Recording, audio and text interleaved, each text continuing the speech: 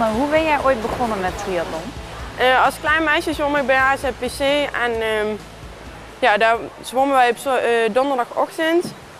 En ja, daarvoor ons zwom nog een Olympische zwemmer en hij werd getraind door Henk van der Horst.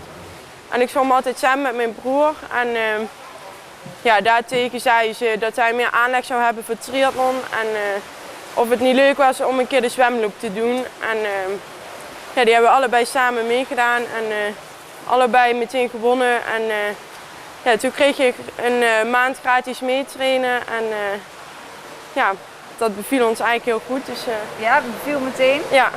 Ja. En je doet het nu dus al een tijd. Ja. Maar je bent het op een gegeven moment wel serieuzer geworden. Wanneer was dat? Ik denk 2-3 jaar geleden dat ik echt serieus ben gaan trainen. Ja.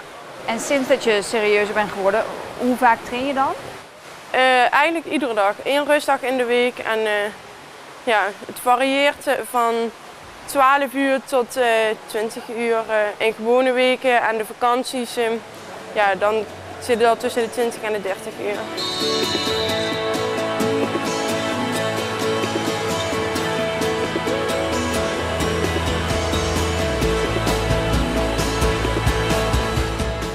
Ik denk een jaar of 4 of 5 geleden heb ik voor het eerst kennis gemaakt met Anne als atleet, ik als trainer. Ik ging de jeugdgroep begeleiden en Anne maakte daar ook deel van uit. Zag jij meteen dat Anne talent had? Nee, helemaal niet. Maar Anne is wel een echte doorzetter, een echte bijter die ja, heel veel plezier heeft in het sporten en ontzettend gemotiveerd is. En met Anne kun je iedere keer een stapje maken, vandaar dat ze nu op het niveau is waar ze nu is. Ja, want wat is haar kracht? Vooral doorzetten, ze is best wel gemotiveerd. Kan natuurlijk altijd beter, maar ja, ze werkt goed en hard. En, De kracht van Anne, nou, dat ze op haar eigen wijze toch gewoon haar eigen weg kiest. Dus ik denk dat ze heel gemotiveerd, heel gedreven is met waar ze mee bezig is. En ja, ik denk ook dat ze daar zelf veel over nadenkt, nog meer als dat ze zegt. En ja, ik denk dat is wel haar kracht, denk ik, dat ze gewoon gedreven is en doorgaat. Heeft ze wel verbeterpunten? Ja, zijn er zeker. Ik denk dat het zwemmen de keerpunten verbetering behoeven. De wisselzones, die doet ze erg goed. Daar is het wisselen tussen het lopen, of het zwemmen en het fietsen, zeg maar, en het fietsen en het lopen, dat heeft ze helemaal uitgedokterd. Dat gaat echt razendsnel. En het lopen, puur het looponderdeel aan zich, dat behoeft verbetering. En dat is voor dit moment ook nog wel de bottleneck, denk ik.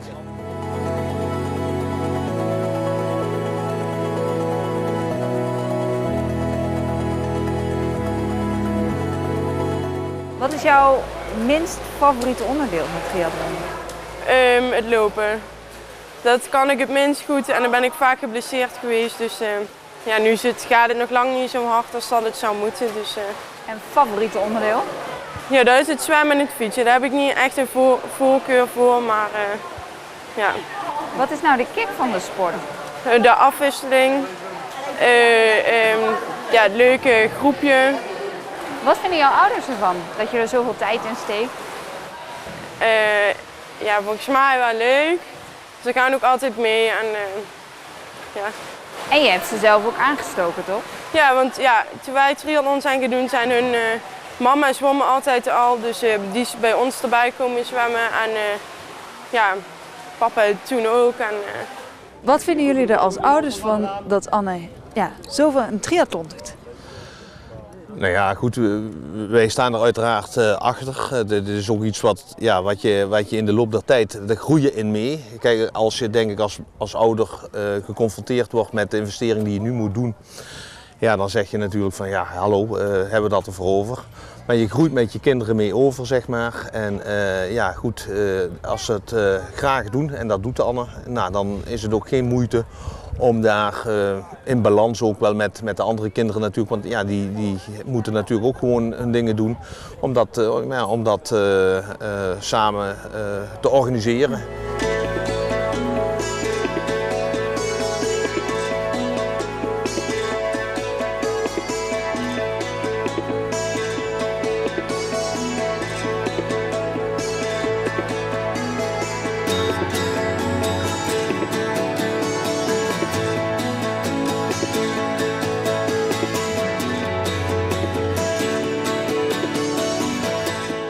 jij nou dingen opgeven voor jouw sport?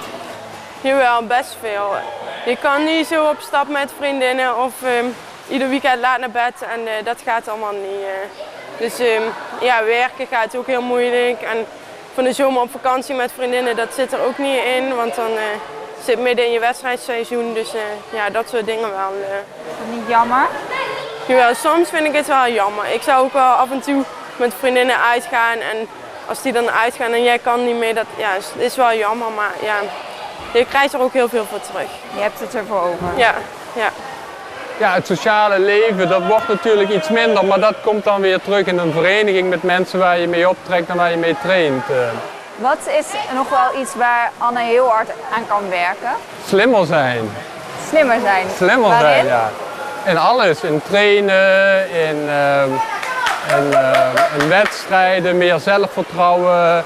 Ja, Anne is nog jong, hè. En ja, die mensen moeten nog heel veel leren. En nou ja, daar is nog veel te halen. Ja, dus er komt nou ook eigenlijk een beetje een nieuwe categorie qua leeftijd.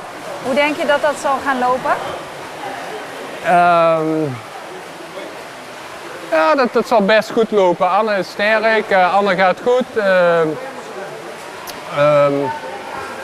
Ja, zo gauw ze in een wedstrijdcategorie komt, dus echt de hoge categorieën, dan kan ze gewoon mee.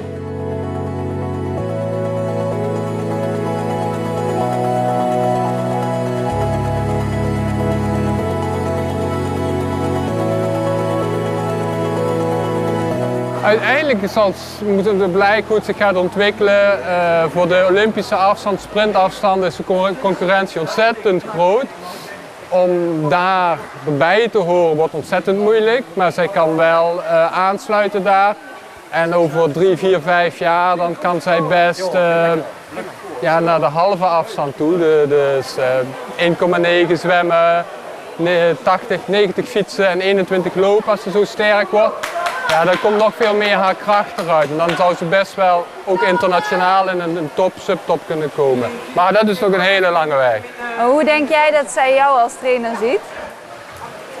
Geen idee, heb ik nog nooit teruggevraagd. Nee, ik denk wel dat ze vertrouwen erin heeft en dat ze de aanpak snapt en dat ze het plan snapt en dat het ook allemaal is op lange termijn. En het sterker worden, het slimmer worden, de omvang. Ja, dat is gewoon een heel traject. Het is eigenlijk een meerjarenplan van 4, 5 jaar. Wat is jouw mooiste prestatie van de afgelopen jaren? Ja, dat ik naar het EK mocht, vond ik al, ja, het was al best leuk en ook niet echt verwacht. Verder was in Keulen was mijn eerste OD. En dat, OD, wat is dat? Dat is 1500 meter zwemmen, 40 fietsen en 10 lopen. En ja, Duitsland is gewoon een hele grote, ja, dat is veel groter dan Nederland en alles eromheen maakt het ook heel leuk. En, ja. Ja, want in Nederland is triathlon eigenlijk nog best wel klein, toch? Ja, dat begint wel steeds groter te worden, maar ja, het is vrij klein. Maar zeker als je vergelijkt met Duitsland of zo, maar ook het publiek en ja.